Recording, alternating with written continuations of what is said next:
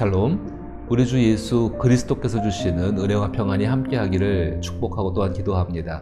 내일은 주일입니다. 주일을 기다리면서 또 특별히 수련회가 은혜 가운데 잘 맞춰지기를 바라면서 오늘 갈라디아서 2장 6절로부터 10절 말씀을 가지고 하나님을 인정하는 삶에 대해서 잠깐 묵상을 해보고자 합니다. 제가 먼저 갈라디아서 2장 6절부터 10절 말씀을 읽어보겠습니다. 유력하다는 이들 중에 본래 어떤 이들이든지 내게 상관이 없으며 하나님은 사람을 외모로 취하지 아니하시나니 저 유력한 이들은 내게 의무를 더하여 준 것이 없고 도리어 그들은 내가 무할례자들에게 복음 전함을 맡은 것이 베드로가 할례자에게 맡은과 같은 것을 보았고 베드로에게 역사하사 그를 할례자의 사도로 삼으신 이가 또한 내게 역사하사 나를 이방인의 사도로 삼으셨느니라. 또 기둥같이 여기는 야고보와 게바도 요한도 내게 주신 은혜를 알므로 나와 바나바에게 친교의 악수를 하였으니 우리는 이방인에게로 그들은 할례자에게로 가게 하려 함이라. 다만 우리에게 가난한 자들을 기억하도록 부탁하였으니 이것은 나도 본래부터 힘써 행하여 왔노라. 아멘. 자, 하나님을 인정하는 삶이 무엇인가에 대해서 생각을 해볼 때에 이 갈라디아서를 가지고 생각하는 것은요, 이 가운데에 예수 그리스도 이후에 그의 사도들, 베드로를 포함해서 그의 사도들, 그리고 이 사도 요한과 또 특별히 바나바가 등장하죠.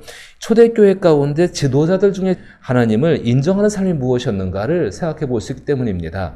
다 다른 사람들입니다. 거기 나오는 야고보라든지 베드로, 그리고 요한, 그리고 바나바, 바울 다 출신이 다르고 신분이 다르고 배경들이 다 다른 사람들입니다. 하지만 공통점이 한 가지 있다면은 하나님께 은혜를 받은 사람인 것은 틀림없습니다. 그 은혜는 예수 그리스도를 선물로 받았고 그 예수 그리스도로 말미암아 새로운 삶을 살고 있는 사람들입니다. 대략 바울이 회심한 지 14년쯤 지난 다음에 이 사건이 있었던 것 같습니다. 이들이 이제 만나서 어떤 모습을 보여주고 있는가? 상당히 배경도 다르고 환경도 다르니까는 어떤 많은 차이가 있을 수밖에 없는 것이죠. 근데 이들은 이 차이 가운데에서 무엇을 인정하고 있냐면은 그 첫 번째가 하나님이 어떤 분인지를 인정하고 있습니다. 그 6절 말씀입니다.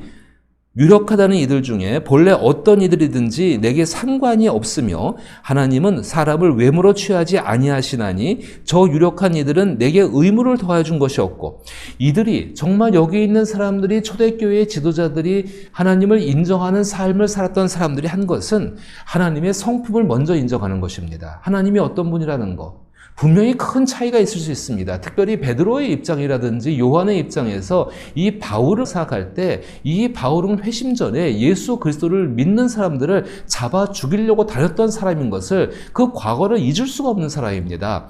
그런데 이 사람들은요, 여기 모인 사람들은 하나님이 어떤 분이신지 외모로 사람을 취하는 분이 아니라 하나님께서는 각자에게 은혜를 베푸시고 하나님의 선한 뜻을 위해 사용하시는 그 하나님을 인정하고 있다는 것입니다. 바로 이것이 하나님을 인정하는 삶의 시작입니다.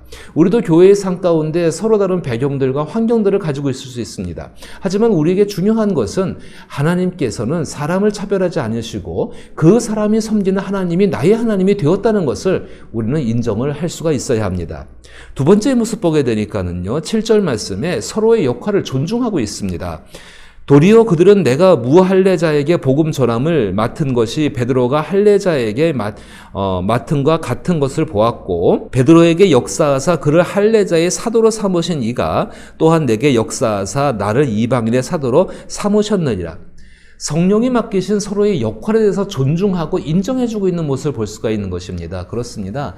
교회 안에서 여러 역할들이 있죠. 그 역할이 어떠하든 간에 그 역할은 하나님께서 부탁하신 것이고 그것을 통하여서 하나님은 하나님의 뜻을 이루어 가신다는 것입니다. 우리는 이것을 기억해야 됩니다. 그래서 그 역할을 서로가 존중해줄 수 있어야 한다는 것입니다. 존중이라는 것이 무엇일까요? 인정해주고 내가 그 일이 잘 될 수 있도록 도와주는 것을 의미하게 되는 것입니다. 서로가 서로를 도움으로 말미암아 그 존중되는 것 가운데에서 하나님의 선한 뜻이 이루어질 수 있고 또 그 일로 말미암아서 함께 기뻐할 수 있습니다. 베드로는 유대인들을 위한 사도요. 그리고 바울은 이방인들을 위한 사도. 서로가 그 역할을 인정해 줌으로 말미암아 서로를 존중하는 모습을 볼 수가 있습니다.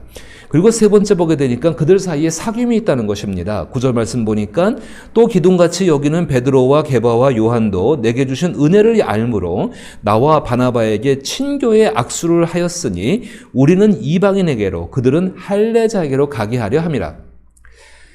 동일한 은혜를 받았기 때문에 서로 친교, 사귈 수 있는 것이죠. 서로 가깝게 지내고 서로가 서로의 일들을 위해서 기도하고 협력해 줄 수 있는 것 아니겠습니까? 교회 안에서 모인 사람들은 다 다릅니다. 하지만 받은 은혜는 동일합니다.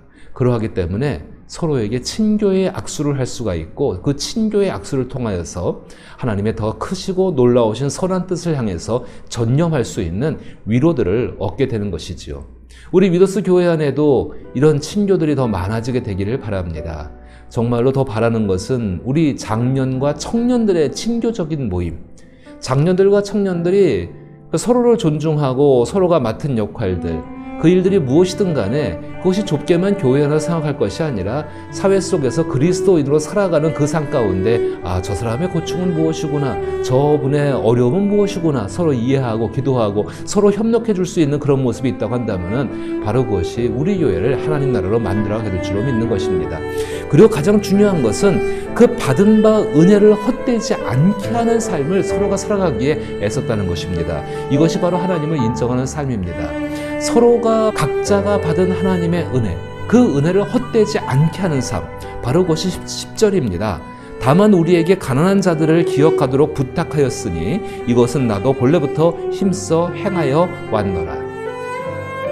가난한 자를 기억하고 그 가난한 자를 위해서 힘쓰는 삶, 그 삶은 은혜를 받은 사람들이 마땅히 해야 할 일들입니다. 오늘 우리 교회 가운데에 하나님을 인정하는 삶이 이렇게 풍성하기를 기도합니다. 그 가운데에서 서로를 인정하고 또 하나님이 누구신지를 공통되게 인정하고 그리고 서로가 친교의 악수를 나누며 서로가 서로의 어려움들을 돌보아주고 기도하며 정말로 하나님이 우리에게 주신 가장 숭고한 가치, 은혜를 헛되이 받지 않는 것, 그 받은 은혜를 가지고서 가난한 이들을 돌볼 수 있는 귀한 삶을 살아갈 수 있기를 나사렛 예수 이름으로 축복합니다.